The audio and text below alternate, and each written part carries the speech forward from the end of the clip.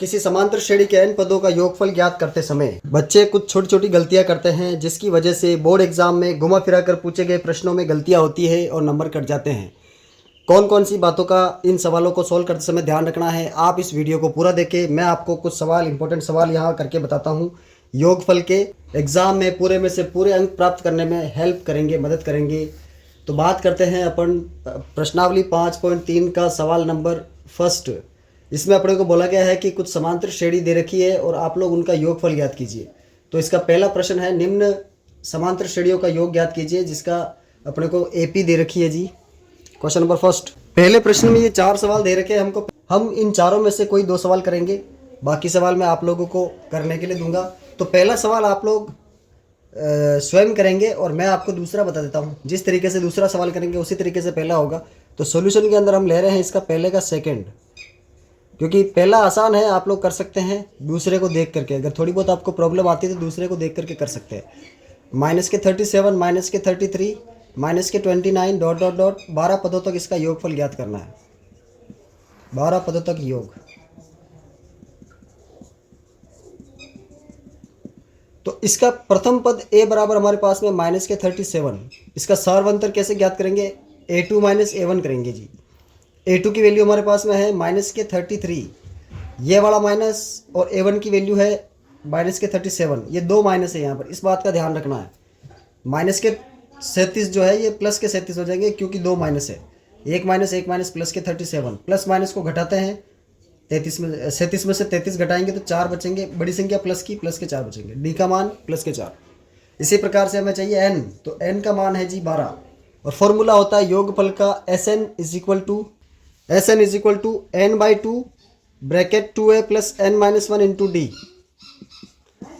समांतर श्रेणी के n पदों का योगफल ज्ञात करने का फॉर्मूला। अब हमें 12 पदों का योगफल ज्ञात करना, तो हमें ज्ञात करना है S12 12/2 2 × -37, माइनस हमेशा साथ में चलेगा, प्लस 12 - 1 × d का मान +4। इसको सरल करने पर आपको आंसर मिलेगा 2 6 12।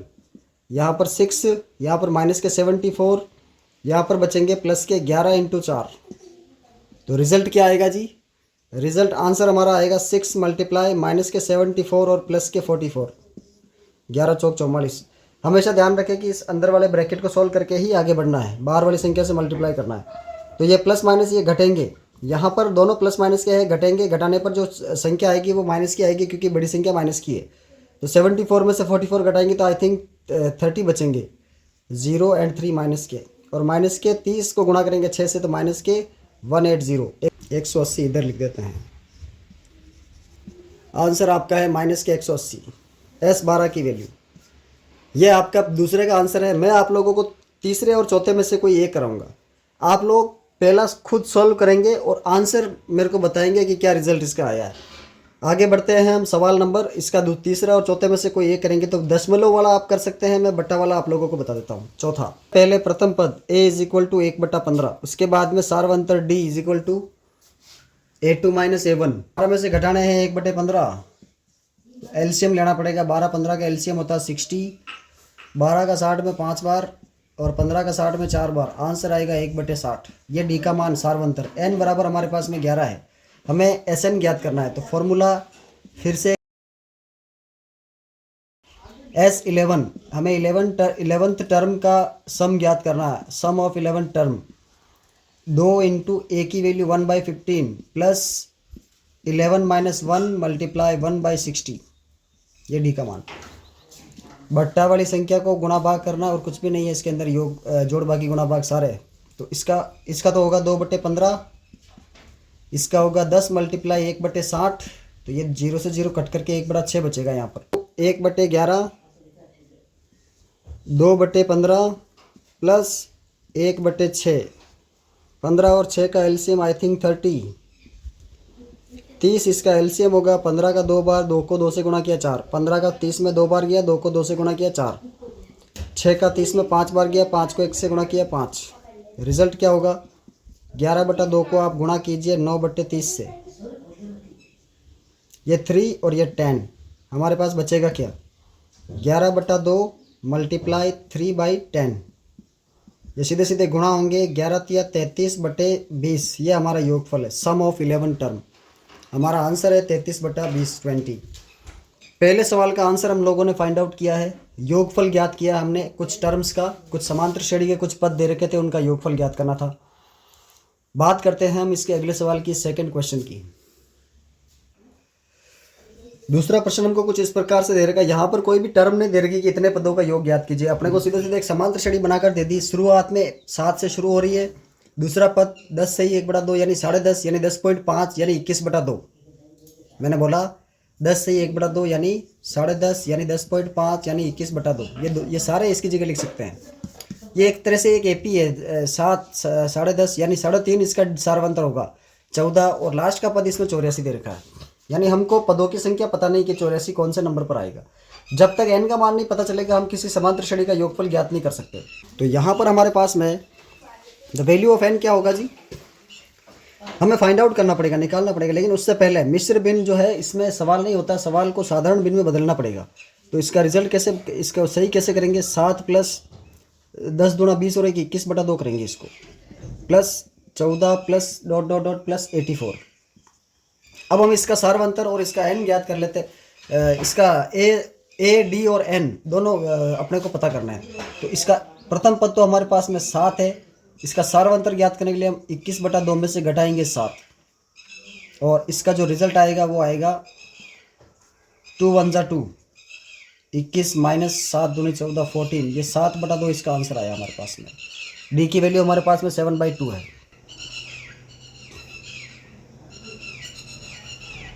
और an हमको दे रखा है अंतिम पद, यह है 84। अब क्योंकि हमारे पास n नहीं है तो पहले हम n ज्ञात करेंगे, उसके बाद में Sn निकलेगा। इन सवालों को समझने के लिए अपने को चाहिए, देखिए समांतर श्रेणी में हमेशा n होता है। अगर पूछा गया है कि कितने पद है तो फिर इसका मतलब n तो निकालना ही है। अब यहाँ पर क्या है कि हमें सार्वंतर और प्रथम पद ही पता है, ना तो n पता है ना Sn पता है, दो चीज़ें नहीं पता है। तो दो चर पता नहीं होने की स्थिति में या तो बनते हैं समीकरण, दो कंडीशन होती है, उसके हिसाब से समीकरण बना करके आपको एक समीकरण से मान निकालना, दूसरे में ऐसे पुट करना होता है, जैसे हम विलोपन प्रतिस्थापन विधि में करते हैं। दो चरों की वैल्यू कैसे हम फाइंड आउट करते हैं, पहले x का मान आता है फिर y का मान निकालते हैं। उसी प्रकार से यहाँ पर भी पहले a का मान निकालेंगे फिर d का मान ज्ञात करेंगे। दूसरा तरीका होता है कि हमारे पास में दो फॉर्मूले हैं, एक तो n वाला सूत्र लगा करके n निकाल सकते हैं। क्यों? क्योंकि इसमें तीन चीज़ें अपने को दे रखी है, a d और n। अगर n दे रखा है तो फिर n ज्ञात करना है। तो पहले अपन n की सूत्र की सहायता से n ज्ञात कर लेते हैं, उसके बाद में n का जो भी मान आएगा उतने पदों का योगफल अपन ज्ञात कर लेंगे।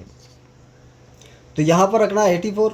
हाँ, यहाँ ध्यान रखने वाली बात क्या है, n की जगह 84 नहीं रख सकते, आपको an की जगह पर 84 रखना पड़ेगा। क्यों? क्योंकि an का मान 84 है, n तो पता ही नहीं। अगर n पता होता तो हम ऐसे नहीं ज्ञात कर लेते सीधा सीधा। समझ में आई ये बात आप लोगों को? 7 + n - 1 × 7/2।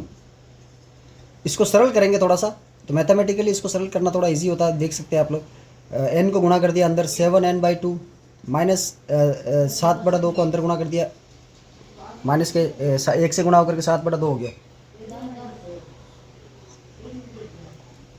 अब 84 में से अपन माइनस करेंगे 7, और इधर अपने पास में एलसीएम लिया जी 2, तो क्या बचा 7n - 7।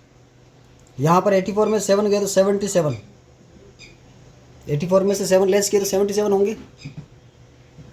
और इधर अपने पास में है 7n - 7/2। इस 2 को इधर मल्टीप्लाई कर देते हैं, थोड़ा और सरल हो जाएगा ये। 77 × 2 = 7n - 7। यू कैन सी यहाँ पे 77 को 2 से गुणा किया तो आंसर आएगा जी 154, और 7 प्लस के हो जाएंगे और इधर बचेगा 7n। तो n का मान जो है, और इधर आपके पास है 7n। अब 161 में अपन डिवाइड करेंगे 7n से, तो the value of n, let's find it out. देखिए n का मान 7 से काटिए इसको, 7 2 14, 7 3 21।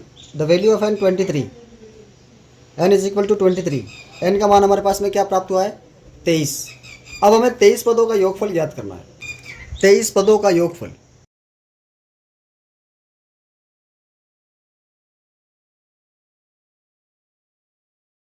S23 23/2,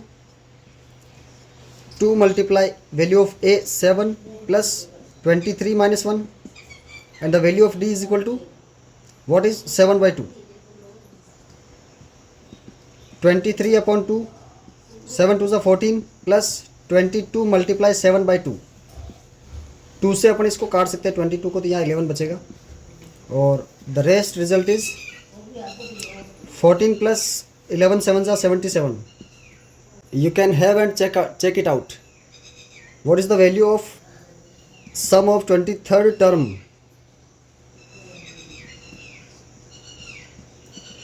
23 upon 2 और 77 plus 14 87 91. ये 2 से कट नहीं रहा है, इसकी जो आंसर आएगा वो हमें इसी प्रकार से लिखना पड़ेगा, क्योंकि ये भिन्न में दे रखा था सवाल, तो हमारा रिजल्ट भी मिश्र भिन्न के अंदर ही हमें प्राप्त होगा। तो 23 को अपन 91 से मल्टीप्लाई करके इसको सोल्यूशन इसका लिखेंगे। इसको मिश्र भिन्न के रूप में लिख सकते हैं, क्योंकि इसका आंसर जो है पीछे मिश्र भिन्न में ही दे रखा होगा। 2 1 2, ये 0, 2 4 8, 2 6 12 और 1 बच गया शेषफल। तो हमारा आंसर होगा 1046 सही 1/2। आंसर शीट में आपका ये रिजल्ट आंसर होगा। तो ये आपके 5.3 के दूसरे का पहला प्रश्न जो हमने सॉल्व किया है। इसके 3 सवाल और दे रखे हैं जो आई थिंक ये आप लोग कर सकते हैं। इसी तरीके से करना है, उसमें भी n का मान फाइंड आउट करना है और फिर Sn ज्ञात करना है। दूसरे का तीसरा माइनसेस के अंदर दे रखा है, तो ये भी मैं आप लोगों को बता देता हूँ। इसके अंदर अपने को n ज्ञात करना है। an अपने पास -230 है, a बराबर -5, d बराबर -8 -5 यानी -8 और +5 यानी -3, d की वैल्यू -3 होगी हमारे पास में। और यहाँ पर an का मान हमारे पास में -230 होगा। तो we can get it. We have to find out the value of n। हमें n का मान ज्ञात करना है। तो फॉर्मूला जो है n ज्ञात करने के लिए an का फॉर्मूला हम लगाएंगे a + n-1 इंटू में d। an की जगह पर -230, a की जगह पर -5 प्लस n-1 बिकॉज n हमारे पास है ही नहीं, और d का मान -3। ये समांतर श्रेणी घट रही है, यहाँ पर सार्वंतर माइनस में है। You can check it out. तो यहाँ हमें इसको कैसे सॉल्व करेंगे जी? इस 5 को इधर लेके आ जाइए, -230 और ये 5 प्लस का हो जाएगा।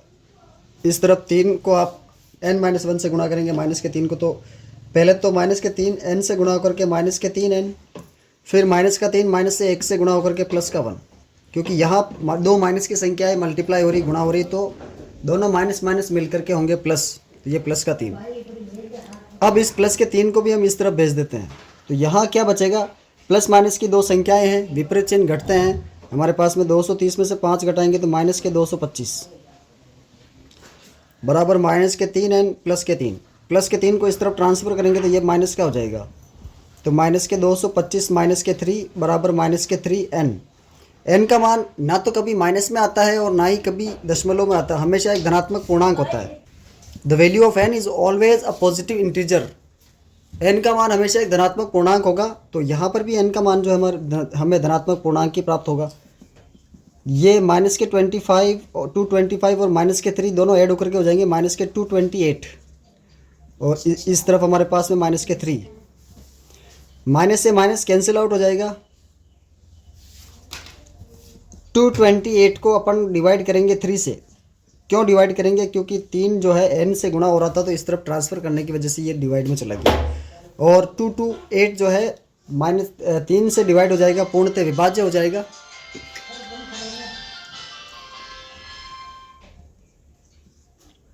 थ्री 7 21 और 3 6 18। n की वैल्यू हमारे पास में आई है जी 76। अब हमें 76 पदों का योगफल ज्ञात करना है। तो ये जो 76 पदों का योगफल ज्ञात करना है, ये आप लोगों को करना है। इसका रिजल्ट क्या आता है आप लोग मुझे बताइए कि सर क्वेश्चन नंबर 2 का जो 3rd क्वेश्चन था उसका योगफल हमारा ये आया है, उसका योगफल हमें ये प्राप्त हुआ है।